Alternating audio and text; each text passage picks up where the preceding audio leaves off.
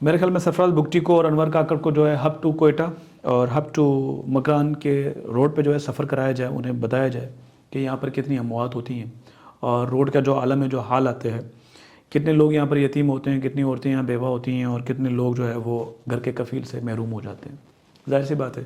گھر کا کفیل چلا جائے تو وہ سمجھے ایک طرح سے بے گھر ہی ہو جاتا ہے۔ تو یہاں پر کتنے لوگوں کی شہادتیں ہوتی ہیں اور کتنے لوگ اپنی زندگی سے ہاتھ دھو بیٹھتے ہیں۔ تو آج میں آپ کو یہ بھی بتاتا ہوں، کیونکہ ہم مختلف چیزوں پہ بات کرتے ہیں تو یہ بھی آپ کو بتاتا ہوں، یہ بھی محرومی کا حصہ ہے۔ آپ یہ دیکھیے گا، اس وقت جو ہے بلوچستان کا جو N25 جو ہے اس وقت ہب ٹو کوئٹہ روڈ جو ہے، یہاں پر ٹوٹل جو ہے 2021 کی بات کی جائے، 21 اور 22 میں 6500 ایکسیڈنٹ ہوتے ہیں اور اس میں سے جو ہے 180 اموات ہوتی ہیں اور 9000 کے قریب لوگ زخمی ہوتے ہیں۔ اور 2022 اور 23 میں جو ہے 7100 ایکسیڈنٹ ہوتے ہیں اور 200 کے قریب جو ہے لوگوں کی ہلاکت ہوتی ہے، اور پھر جو ہے 10200 کے قریب لوگ زخمی ہوتے ہیں۔ اب 2023 اور 24 میں جو ہے 7800 کے قریب لوگ جو ہے ان کا ایکسیڈنٹ ہوتا ہے اور پھر 220 کے قریب لوگ جو ہے وہ ان کی موت ہو جاتی ہے اور 11300 کے قریب جو ہے وہ زخمی ہو جاتے ہیں۔ پھر 2024 اور 25 میں جو ہے کم از کم 8200 کے قریب ایکسیڈنٹ ہوتے ہیں اور 240 کے قریب جو ہے اموات ہوتی ہیں اور 12500 کے قریب زخمی ہوتے ہیں۔ اب اسی طرح اگر ہم بات کریں یہاں پر جو ہے ہب ٹو مکران جو روڈ ہے 85 جو ہے، اب یہاں پر کم از کم 1000 سے لے کے 1300 کے قریب ایکسیڈنٹ ہوتے ہیں اور جس میں سے تقریباً جو ہے آپ یہ سمجھیں 1000 سے لے کے 1700 کے قریب لوگ جو ہے کم از کم ان کی جو ہے وہ زخمی ہوتے ہیں اور 20 سے لے کے کم از کم 30 لوگ جو ہے کم از کم وہ اپنی جانوں سے ہاتھ دھو بیٹھتے ہیں۔ یہ 2021 اور 22 کی رپورٹ ہے۔ اور پھر 22 اور 23 میں جو ہے کم از کم وہ 1100 سے لے کے 1400 کے درمیان جو ہے ایکسیڈنٹ ہوتے ہیں اور پھر یہاں پر زخمیوں کی تعداد بھی جو ہے 1400 لے کے 19 کے قریب ہوتی ہے اور پھر وہ اموات بھی جو ہے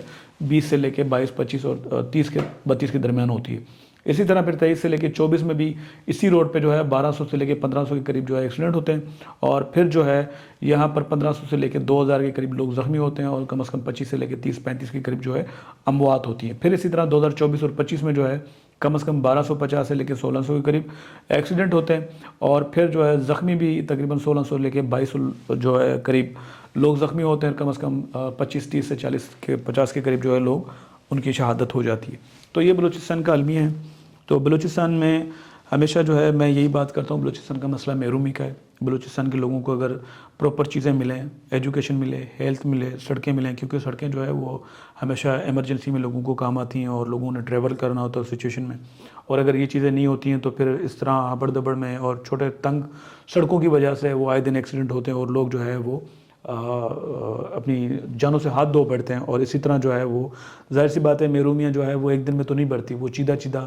چھوٹے چھوٹے رائٹ کو چھین چھین کے بڑھ جاتی ہیں۔ اور یہی سرفراز بگٹی اور انور کاکڑ کی کوشش ہوتی ہے کہ لوگوں کو وائلنس کی طرف اٹھایا جائے اور ان کو لے جایا جائے۔ جب وہ وائلنس کی طرف جائیں گے تو پھر جو ہے کم از کم جو ہے ان کا بیانیہ مضبوط ہوگا، ان کو جو ہے وہ ایک موقع مل جائے گا، مزید جو ہے IBOs وغیرہ یا مختلف آپریشن کے نام پہ فنڈ اپروو کروانے کا بھی ملے گا، اور جو ہے پھر وہ سیاست میں ایک بحران بھی ہوگا، اور بحران ہوگا تو بحران میں ان کی سیاست برقرار بھی رہے گی، اور اس برقراری کے چکر میں جو ہے وہ ریاست اور عوام جو ہے آپس میں نفرت کی دیوار کے ساتھ کھڑی ہو جائے گی، الجھ جائے گی، اور آرام سے ان کی کرپشن ہو سکتی ہے، اور جو ہے وہ آرام سے جو ہے کرپشن کے ساتھ ساتھ جو ہے وہ توجہ آپ کے حالات کی طرف جائے گی، نہ کہ ان کی کرپشن کی طرف۔ تو انشاءاللہ ہم نیکسٹ ویک میں دوبارہ ملتے ہیں۔ السلام علیکم ورحمۃ اللہ۔